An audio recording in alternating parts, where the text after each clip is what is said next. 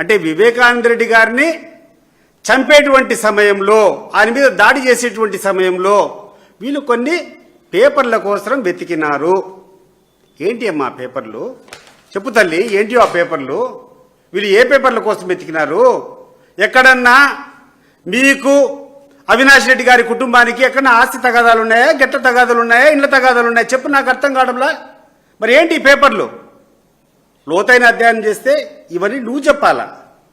పాపము శివుడు కదా లోక కళ్యాణం కోసం ఆ గర్రాలంతా తెచ్చి కంఠంలో పెట్టుకుంటాడు కదా, ఆ రకంగా మీ తండ్రి యొక్క ప్రతిష్ట దెబ్బతినకూడదని, మీ కుటుంబం యొక్క పేరు ప్రతిష్టలు మసకబారకూడదని, వివేకానంద రెడ్డి గారిని ఎక్కువ లాగితే ఆయనకు ఉన్నటువంటి వీక్నెస్ అన్ని బయటపడతాయని చెప్పి అవినాష్ రెడ్డి పడేటువంటి తాపత్రయము నిజంగా జీవితంలో హ్యాట్స్ ఆఫ్ అవినాష్ రెడ్డి గారు. మీ యొక్క త్యాగానికి నిజంగా చెప్తున్నాను.